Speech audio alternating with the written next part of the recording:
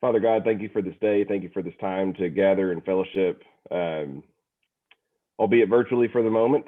We thank you for the time that we get to see each other and visit and catch up. Pray that things would continue on a trajectory that will allow us to get back together in person soon. We pray for those who are trying to get vaccinated and those who are trying to stay safe. And we just pray that you keep everyone protected. Help us kind of get this thing going in the right direction. We thank you for all that you do for us. We thank you for what you do for our community. Thank you for the call to service that you put on everyone's heart in this club. Ask that you bless those who serve and protect us and those who lead us. Be with us in all that we do, especially be with those that are traveling next week for spring break. And we ask all this in Jesus' name, amen. Well, good morning, Lake Highlands. It's good to see everyone. Thanks for joining us. We've got a great guest lined up this morning. Hear a little bit about what's going on with the new PGA facility up in Frisco. Before we get started, I know we have a few announcements, and let's see, since I egregiously overlooked her last week, we will start with Principal Jones, who I see is joining us. And Principal Jones, if you're able, we'll get a quick update from the high school. Sure. Good morning. Happy Friday. We're pretty excited because this is the day before spring break. Busy week this week, cheer banquet, football banquet, color guard show, and then baseball tournaments. Please stop by today for the food truck. Urban Crust will be there today, and Fletcher's was there yesterday. And so we have some games next week as well. But we've had a good week, and so no new updates as of right now. Very good. Thank you, Principal Jones. Sure. Yeah, if you weren't on earlier, Ted was giving us a quick update, made it out to the baseball game yesterday. Saw that the Fletcher's truck was well occupied with customers. And I expect the same will be this afternoon for Urban Crust, which is definitely tasty. So if you're out and about looking for something to do on a Friday afternoon, I think everything kicks off up there. That may be the wrong sport. Around 4 o'clock. I'm not sure. Right, and I think there's a game during the day because we're trying to stand by doors to keep kids from going out there and coming back because they tried yesterday. Someone even said they had a dental appointment and they had to go. We were like, the dentist is not at the baseball field, but nice try. Yeah, but we had fun. That's great. Well, good luck. That'll be a fun afternoon, fun evening. Yes. All right. Nathan or Wes, who's going to give us the auction update? I'll do that again this morning. So if you guys have been on the last couple of weeks, you've heard me talk a couple times now, but basically just reminder, May 22nd, virtual spring fundraiser. It will be a fun event. We're going to do it Saturday, May 22nd. Probably around 7 o'clock, 7:30. We're still putting out feelers for the exact time. But like I mentioned last week, we really wanted to be in person, but, we felt virtual was the right thing to do for this last event. So we're hoping this is the last virtual event we have to put on, and everything in the future will be back in person. But you'll be seeing more information from my committee about how you can help, including donations for sponsorships. So that whether that's you or your company or somebody or a live or silent auction item. So more to come. We're going to get past spring break. We're going to get probably closer to April, but then you'll be seeing a lot more information as we are about a month and a half out from then. Anyhow, May 22nd, virtual spring fundraiser, mark your calendars, tell your friends, and we look forward to a great event.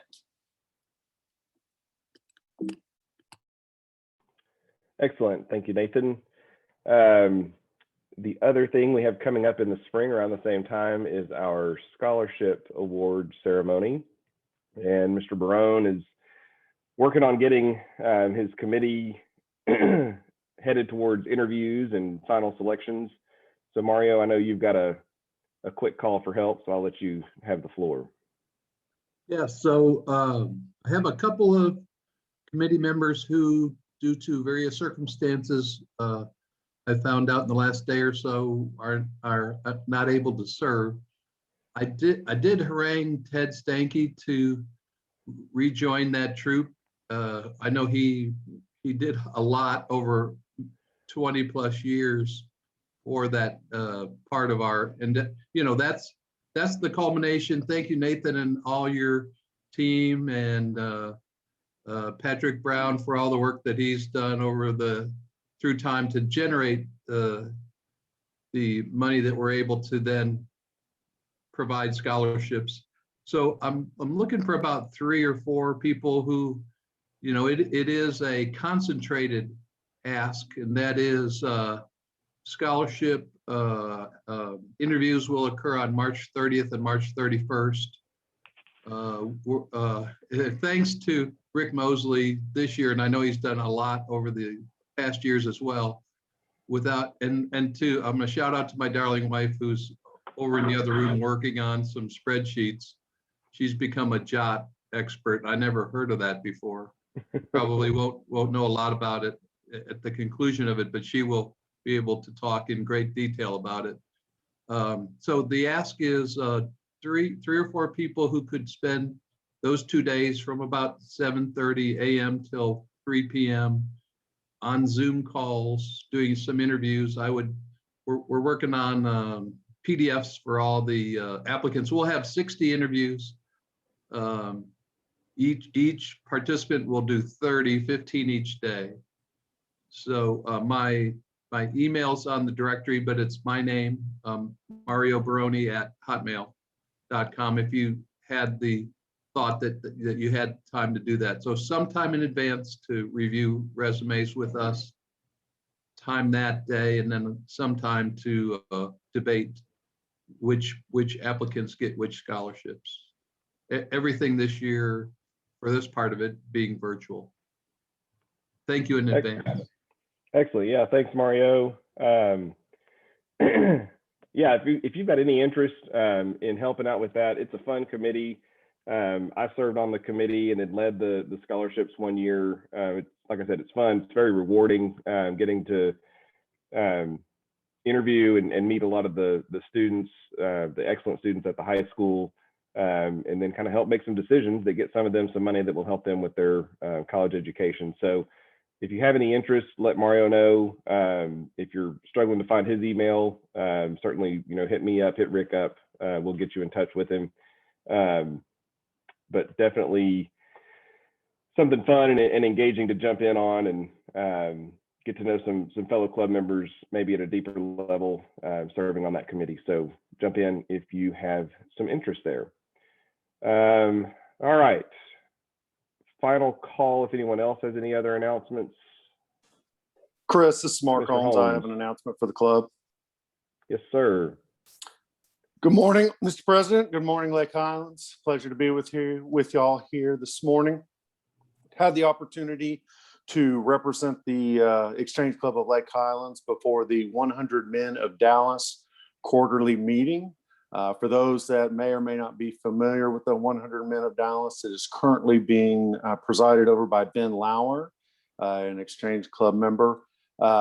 We were nominated to come present to the 100 Men of Dallas, along with 2 other nonprofits, to compete for their quarterly gift, which is their membership. All commits to at least giving $100 per meeting. They all break out their checkbooks and present those checks to the winning charity. So the 3 charities that were presenting were us, an organization called Families to Freedom, which those volunteers transport abused women and their children to shelters, which was just an incredible cause.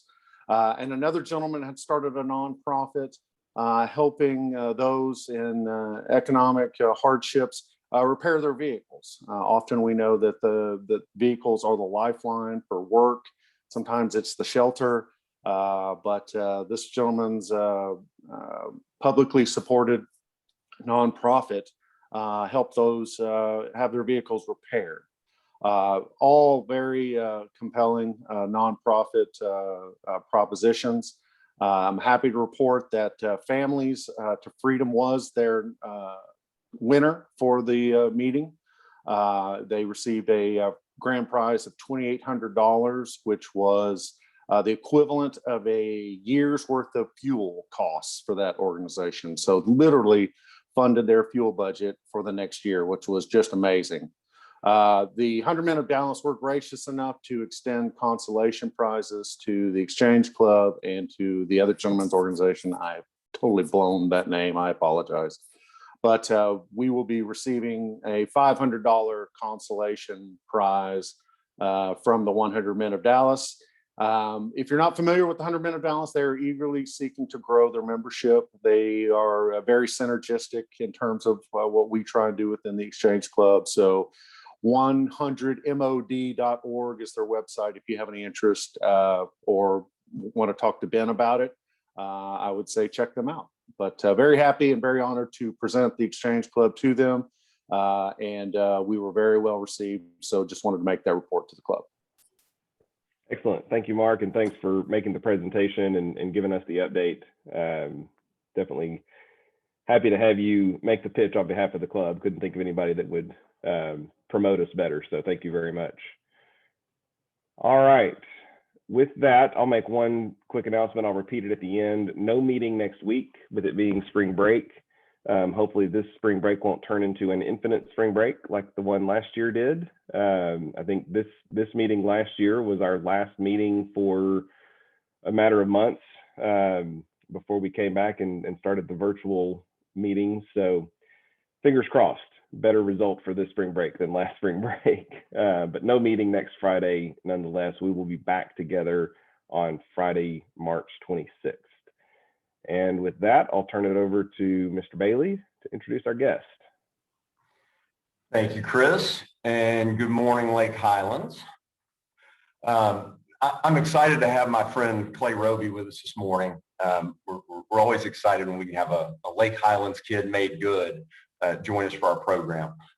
Clay graduated from Lake Highlands in 1999, where he was on the state semifinalist football team and was a wrangler and got to perform for George W. Bush back when he was Governor Bush. Clay then graduated from A&M, didn't quite boomerang back to Lake Highlands. He married a Lakewood girl, and as these things go, settled down in Lakewood, where they have 2 daughters at Lakewood Elementary. Clay's had a 15-year career in real estate here in Dallas, stints at Crow Holdings and Woodbine Development. He's been with Stillwater Capital since 2017. Stillwater's developed a variety of multifamily and mixed-use projects. And I'm going to turn the floor over to Clay here to talk us through a unique and particularly high-profile mixed-use development that Clay led for the firm. So Clay, welcome, and thank you for being with us. Absolutely. Thank you, Michael. Can you guys hear me okay? All right. Well, thanks for everybody's time. Appreciate the introduction, Michael. Feels, a little bit sad to be virtual doing this kind of thing, but appreciate being in front of you guys. Obviously, ton of respect for Lake Highlands and everything that I was able to do and learn there, and to kind of connect with some people in the neighborhood is really exciting. So looking forward to sharing with you some of what's going on the PGA project this morning. I would ask, some of what you're going to see today has not been released broadly to the public.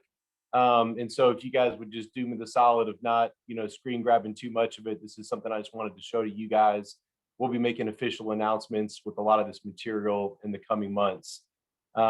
With that, I'm going to go ahead and pull over, see if I can get the screen share to work. And I've got kind of 2 short deals I want to show you guys and then a quick video. So just to orient everybody, let's see here. Can you guys see my screen there with the graphic? Perfect. So the site location for PGA Frisco is at the southwest intersection of the Dallas North Tollway and 380. If you're familiar with that part of town, obviously very high growth area of DFW, and even in a high growth area within Frisco. The land that I'll talk about in a minute was actually owned by a local banker named Bert Fields. He had about 3,000 acres in this area. He'd since passed away. We purchased the land from his estate through his trustee and his heirs. And I'll share a little bit of that story here in a second. But just wanted everybody to have some context for the site and where it is. And as I get into it, it's probably worth mentioning, this presentation will be maybe 10 or 15 minutes or so, and then happy to answer any questions. But I think the story here is interesting. I know there's a lot of people on the phone that run their own businesses, that are entrepreneurs, that think a lot about, risk and reward opportunity and how to generate ideas that can turn into real revenue for a company. With this project specifically, the way that it came about, there was a local lawyer who lived in Frisco. His name is David Ovard. His sons are very active golfers. One of them plays on the SMU team currently. And he had been working with the city leadership in Frisco, which has kind of branded itself Sports Town USA, to bring a PGA Championship to Frisco. So obviously everybody knows about the Colonial and the Byron Nelson, and those the stories of those two tournaments. But he really wanted a true PGA Championship in Frisco. And so for the last number of years, he'd been working on identifying land and finding capital partners and convincing the PGA and all this, that this was something that was worth pursuing. And the city was, what I would say, casually engaged in that conversation. Fast forward to the fall of 2017. Personally, I was unaware that that was happening at the time. But in the fall of 2017, the PGA of America quietly solicited essentially an RFQ for a headquarters relocation to potentially leave the city of West Palm Beach, where they are in Florida, and relocate somewhere else in the US. And so they sent this RFQ out to about 30 different markets. I had some friends that were in the space that made me aware of that. And a light bulb went off that, hey, maybe this is something that we should be working on. It's Stillwater Capital. I didn't really give any context there. Our company is a mixed-use development company. We're headquartered in Dallas. We build primarily, historically, if you kind of look back in our track record, residential. We have a high-end single-family home business and a multifamily business. And then when I joined in the spring of 2017, we launched a mixed-use platform to buy and develop larger tracts of land in multi-phase commercial developments. And so now that platform is quite built out. We have about a half a dozen projects in Texas and Colorado and Arizona. And those typically include residential, but there's also office buildings and entertainment concepts. And I focus a lot on public realm environments, which is kind of the green space between the buildings. So as we were running this platform, we heard about this PGA announcement. We thought, wow, what's more interesting than bringing a sports organization to the city of Frisco? So we took the RFP to the city manager and the mayor and the EDC up in Frisco.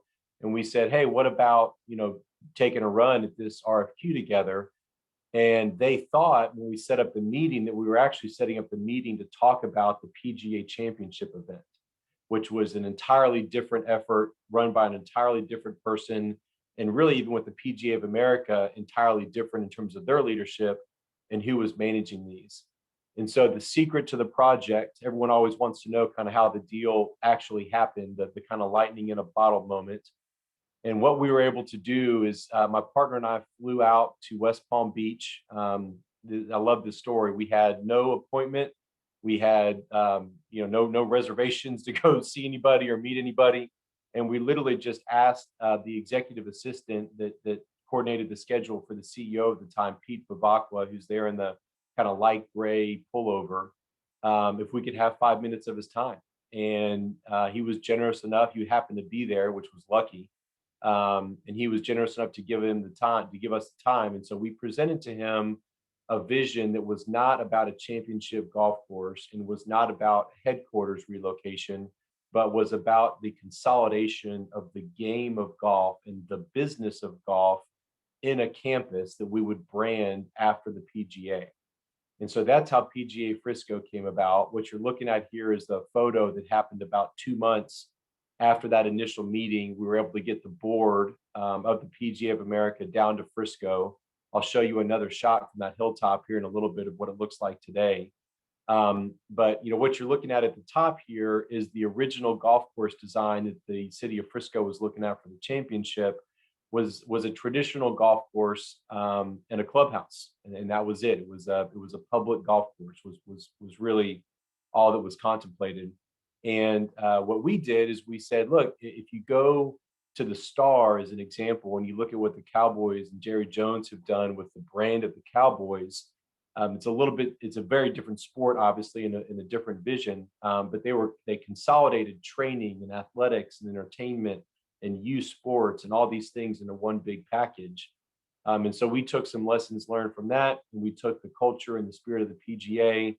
I never want to speak on behalf of the PGA of America, but the things that they say, Pete Bavacqua, their CEO, previous CEO, Seth Waugh, their current CEO, some of their other leadership over the years that we've been working with, there's no hub for the game of golf in the United States, a place where the PGA pros, there's about 30,000 of them in the US, can come and train and learn about the business of the game, and then take that back to their home clubs, Royal Oaks, Lakewood Country Club, Dallas Country Club, Brook Hollow, wherever, all over the country and really all over the world now.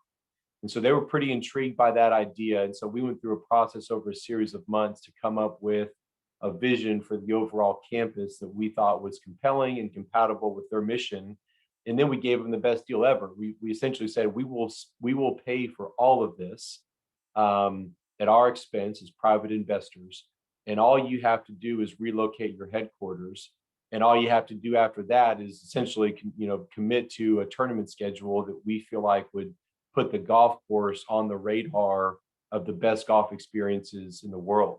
Not only in terms of the actual golf play, but the experiences around it and the ability to project that game out into the world. Now, and with COVID more than ever, the technology on these courses and their ability to host these major events and have the digital infrastructure and the setup involved to be able to capture the content to then distribute it out digitally was an initiative of the PGA. But very, very expensive to do that on a rolling basis. You guys have probably seen some announcements from the PGA Tour recently with Amazon where they're kind of advancing that. But it's very expensive to do. When you just go to a golf course once and leave again, it's a very expensive proposition to set that up. And so within our development, all of the infrastructure for those major media events are baked into our project. So that when we refer, the closest example, obviously our project is not this, but at the Masters in Augusta, the concession stands, the restrooms, the communications infrastructure, if you guys have ever been, it's permanently installed, and they essentially just shield it and cover it up when it's not being used. And the reason they can afford to make that investment is because they know they're hosting that event every single year. And so we've made similar investments here in Frisco with the intent of ensuring that when these tournaments come, our infrastructure is in place for both a quick setup and takedown, and then just obviously the revenue or the expenses that you save when you do it that way. So the result of it, I'll kind of click forward here a little bit, and then I'll get over. This is a highlight of the golf course property. It's 650 acres or thereabouts. There are two championship quality golf courses. One we call the West Course, which you can see with the blue dots there on the left. One which we call the East Course, which has the kind of orangish red dots on the right. The West Course was designed by Bo Welling, who does all of Tiger Woods' work. So if you guys have ever been to Blue Jack National, that's one of the probably more local courses that he's done that has some good notoriety to it. The East Course was done by Gil Hance. It plays at about 7,800 yards,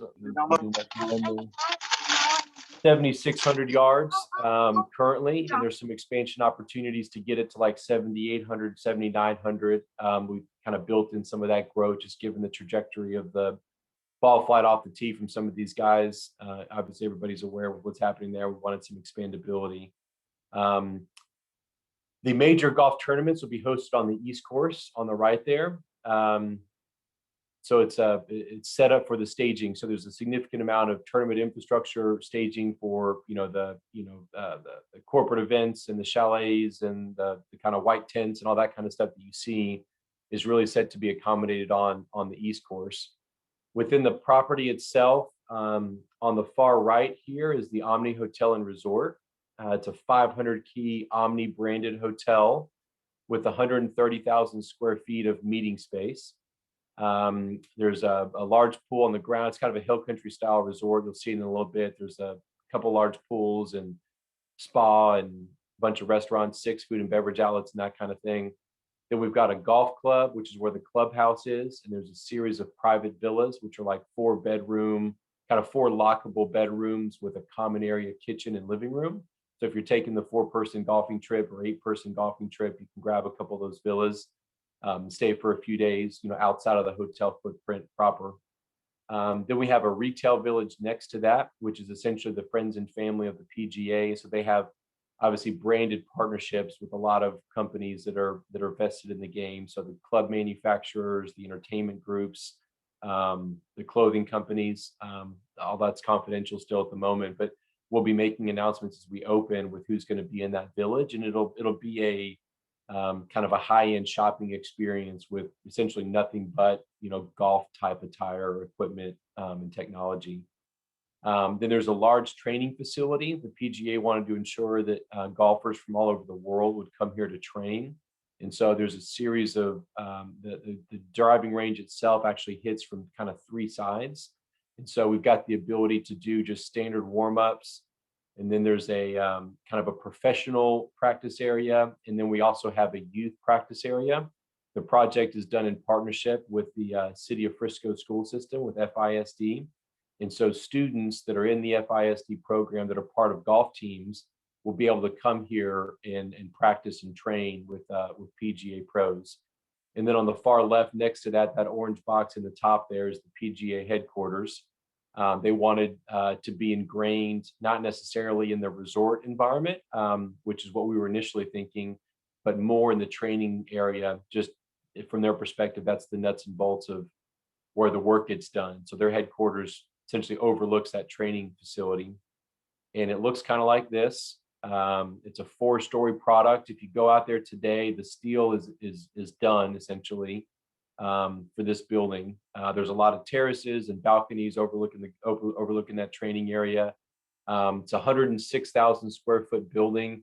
The PGA anticipates moving. They've already got probably 75 people here in Dallas in temporary space. They'll have about 300 people here at full build out that essentially manage the PGA of America and their various business lines. And then clearly they'll be hosting a lot of hospitality events here, both during tournaments and just in the ordinary course of their business. And I got one more shot here. This is the back side of the building as you drive up. The exit off of the tollway was renamed PGA Parkway. And so this building is at the intersection of PGA Parkway and Championship Drive, which is just south of Legacy. That's the PGA headquarters. And I'm going to switch over here now to some of the other more hospitality focused side here. Can you guys see that updated screen with the PGA Frisco label on it? Perfect. So here's the overview slide with some of the buildings filled in. You can see that PGA Parkway, as I was describing, up against the top here. The Western Road by the PGA headquarters building is over here on the left. And that eastern north-south that you see that runs along the perimeter is actually Legacy Drive. And so Legacy Drive goes, obviously it's a very major north-south corridor through Frisco. And we're excited to have an address at the intersection of Legacy and PGA Parkway. It's for a project that needs this much land, really hard to find that much land inside the city of Frisco, and even harder to do it at a place where you've got an intersection that's recognizable. Real quick on the land purchase, when we assembled the property, and I'll show this at the end too, we actually bought about 1,000 acres because we weren't sure at the time exactly how much land was going to be needed for this project. And we needed some flexibility for the golf course to grow or shrink or change shape a little bit. That land was purchased from 4 different groups. And so the land assemblage for any real estate people here was quite complicated. The city of Frisco owns some land. The Fields estate, the vast majority of the property, about 600 acres of it, was from the Fields estate. There was a local investment groups that owned 2 additional parcels that we bought those as well. And so we, out of the 1,000 acres, about 650 of it went into the golf course. About 100 and change was floodplain, or excuse me, right of ways, and some lakes and some creeks and stuff on the other side. And we were left with about 230 acres that I'll show you at the end here. We're now master developing as part of a phase 2.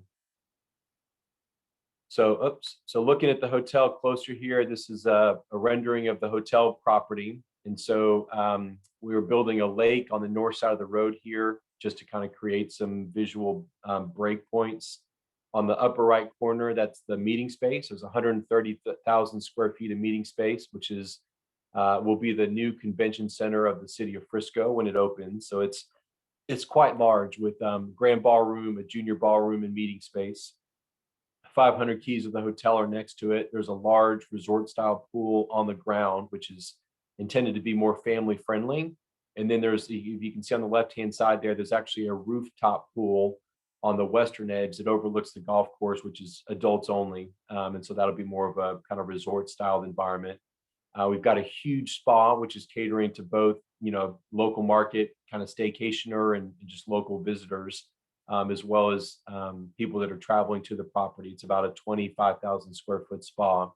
And there's 6 food and beverage outlets scattered throughout the property. So we've got everything from fine dining, fast casual, grab and go, whatever you'd like to see. And then obviously some bar operations, which I'll show you. So I'll pick up the pace here a little bit and just show you some of the visuals. This is the drive-in into the main porte cochere. This is what it will look like when you come up to the building, to valet or whatever. This is an image inside of the hotel as you walk in, looking through the bar and out into the golf course. Another view of that bar kind of coming down long ways from the back side of the property. This is the back porch. We call it the Grand Terrace that runs essentially the entire length of the property, but at key areas has little seating spots, just viewing areas of the golf course. This is the primary 3-meal restaurant for the hotel. So it's the largest food and beverage outlet that overlooks the, let's see, I think you're right at the 12 tee box here, overlooking the 12 tee. So this is, again, will be the just kind of primary 3-meal, never closes type restaurant within the hotel. You can see here the design aesthetic for the property we were going for was what we call Hill Country Modern. So you're taking, what's happening down in the Hill Country in Austin and San Antonio with the Hyatt Hill Country and Hyatt Lost Pines and some of those properties, and then just kind of, clicking up the quality a little bit more updated design elements, but very similar in approach, in that we didn't want a big tower here. We wanted a, 4 to 5 story property so that it didn't encroach too much on the golf course. This is one of the other kind of this is a kind of an Italian bistro. You can see some of the fresh breads or whatever, as well as a bar that sits back on the other side of the pool.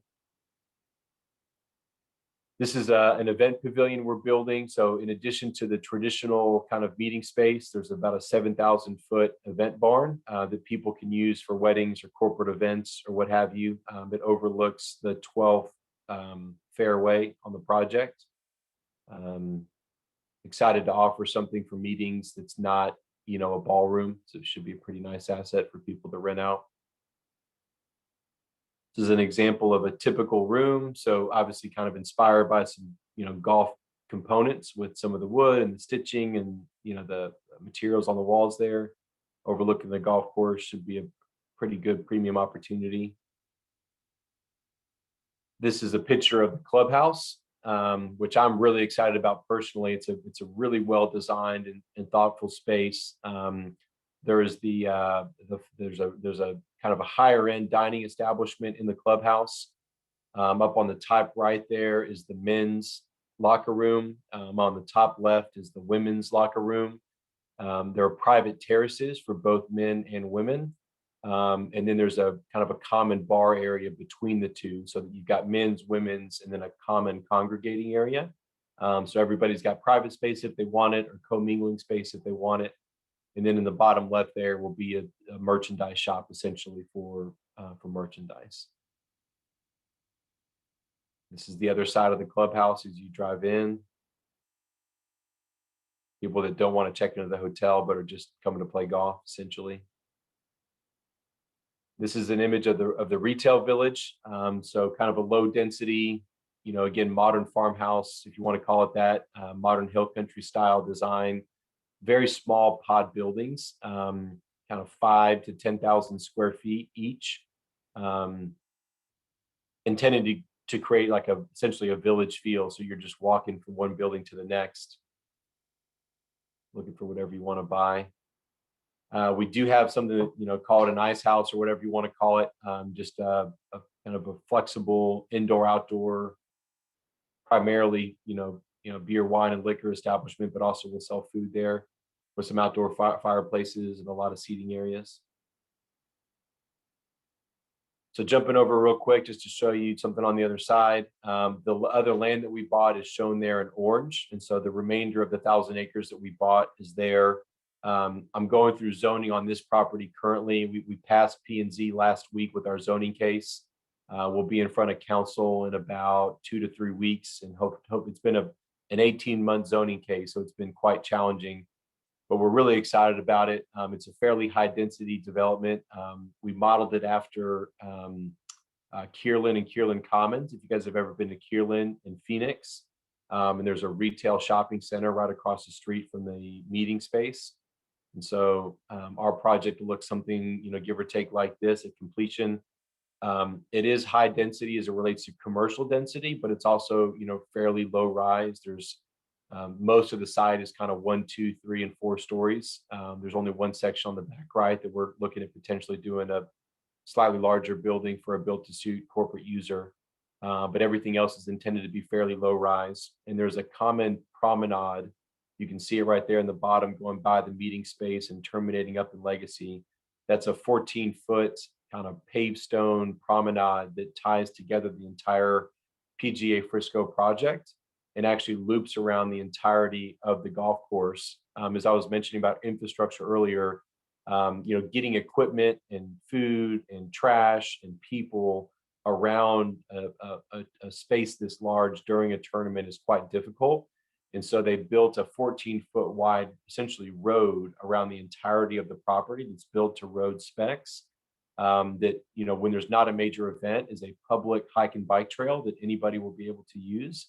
And then during events will be closed to the public and used for transportation. And the section of that trail that runs in front of the built environment here is just a cobblestone, kind of paver walkway system that we cross Legacy, and that paved stone system essentially serves as the major spine through the interior of our development to kind of expand that resort experience from what's essentially a clubhouse, in a resort and a golf course, and into a more urban environment where you've got a higher density of office buildings and restaurants and retail. So we've engaged Stream, which is a local marketing company, to lease the property for us. So we're in the market currently looking for anybody that wants to have an office that looks out over the golf course. And the experience here, really looking both ways, is that if you're at the resort, you've been there for a convention for 2 or 3 days or what have you, and you'd like to go off property for a minute, but don't necessarily want to get in an Uber or go across town, you can have a very different experience in a more urban setting just by coming across the street. We'll have plenty of entertainment venues and restaurants and things of that nature. And then the other way around, if you live in one of the residential units that we'll be building, or you work in one of the office buildings that we'll be building, you won't even have to get in your car.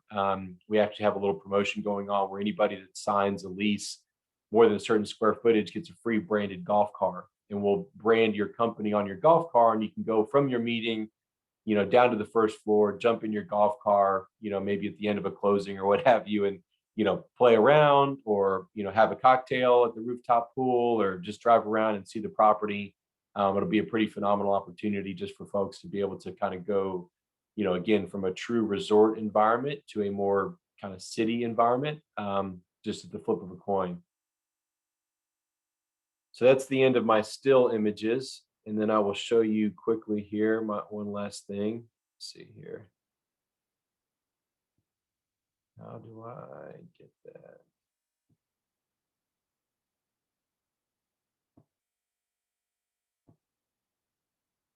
You guys see this here? Everybody see the kind of YouTube video. All right, I'll just play this as real quick. It's about, I think, a minute and a half. This shows you some of the scale and design of what we've been working on.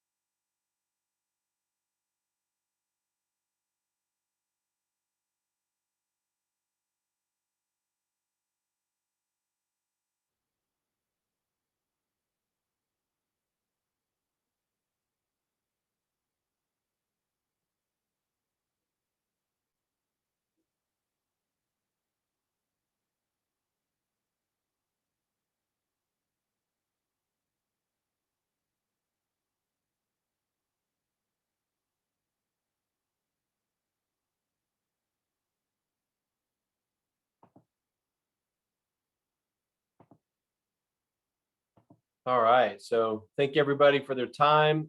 Sorry, that video is a little bit dated. That's from the golf course work that we were doing last fall. The golf course project itself is actually, let me turn this off here.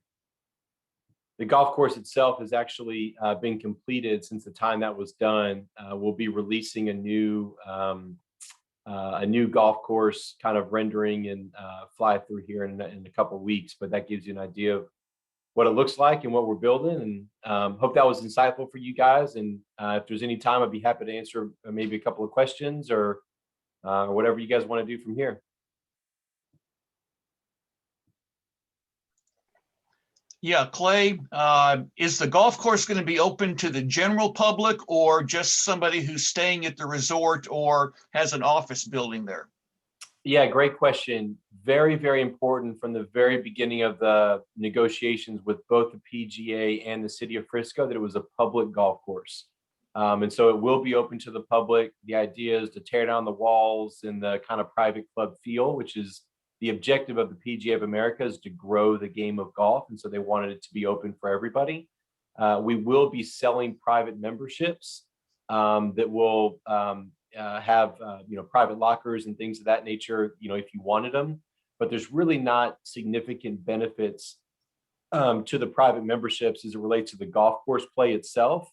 What you really get and what we're anticipating is primarily corporate memberships, because those private members will have the opportunity to buy kind of corporate promotion on the course during tournaments before the general public. So if you want to rent out a box that overlooks the 13th tee box or whatever, as a member of the club, you'll have an ability to do that before the general public. So you kind of have, call it first dibs, at the major tournaments. Oh, goodness gracious, I forgot one of the most important things. So the tournament schedule for this property is incredible.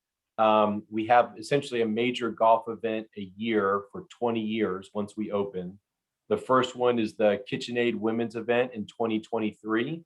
After that, our biggest events, kind of skipping a lot of the other ones that we're doing, we're hosting a Pga Championship in 2027, in 2036, and then the Ryder Cup, subject to some performance hurdles, which obviously we're bullish we're going to hit, in 2040. So we'll actually be hosting a Ryder Cup here in North Texas. It's a long ways away, so hold your breath. It's not happening tomorrow, but a pretty exciting tournament schedule that'll really put this golf course on the map, across the globe. Clay, was there anything about this tract of land that made it especially attractive for a golf course? Yeah, great question. We actually toured with some of the PGA folks that were looking at doing the championship in Frisco around 3 or 4 different sites that we thought might be able to work. And they essentially said it's this site or no site. It was the only one that met their criteria. They wanted water, which, having a creek running through it, with the ability to do some ponds and whatnot. They wanted some topography, which this site, I don't know if you could see it clearly on the video I showed, but there's actually a decent amount of topography on the site. There's kind of rolling hills throughout the property, in scale. It needed a lot of land, obviously. So the combination of those things, really drilled us down onto this property. It's really, I'm a new golfer, but I've seen a number of courses now with the PGA Tour, quite a number of courses around the country, kind of looking at different golf courses and how they're set up. And it's a very friendly course in terms of an appropriate amount of topography, so that people that come here aren't having to hike up massive mountains to experience a golf course, but there's enough rolling terrain to make it interesting from just playability. And what, I guess my financial side would ask, what sort of capital raise goes into a project of this vast? Yeah, that was an intimidating effort. It's a $500 million project with a single closing and no debt, which is, that's a long story I won't get into. But at the end of the day, the money for the project is in two buckets, really. Omni Hotels is our lead investor. They're by far the largest investor in the property, Bob Rolling and his family.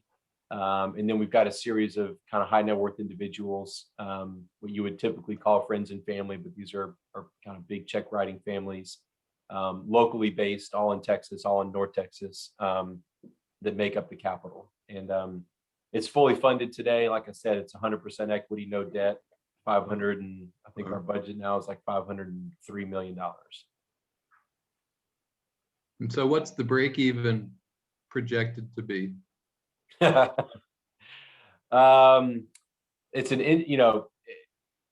here's what I would say.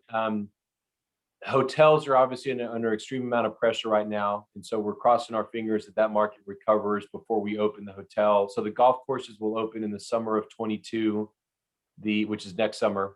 The resort will open in the summer of 23, kind of late summer of 23. The hotel makes up about 60-70% of the total investment. So the returns on that are in line with kind of projected hotel returns. The golf course, frankly, is a break-even affair. Nobody, the city of Frisco, Stillwater, our partners at Omni, I mean, there might be a little bit of money in it, but the golf course is intended to just break even to promote the game. It's a very expensive golf course too at that. And then how we make up for that is there's a revenue sharing agreement with the PGA of America. And so when the major tournaments come, this project, so PGA Frisco is owned in a partnership called Omni Stillwater Woods, OSW. So even though it's a public golf course, it's privately owned. And we are the beneficiary of not all, but a significant portion of revenue from those major tournaments. And so the bet that we made, the gamble that we took, is that the money that we'll generate during major tournaments will outweigh any money we would ever make on a traditional golf course operations. It's amazing. Yeah, obviously. It's an impressive project.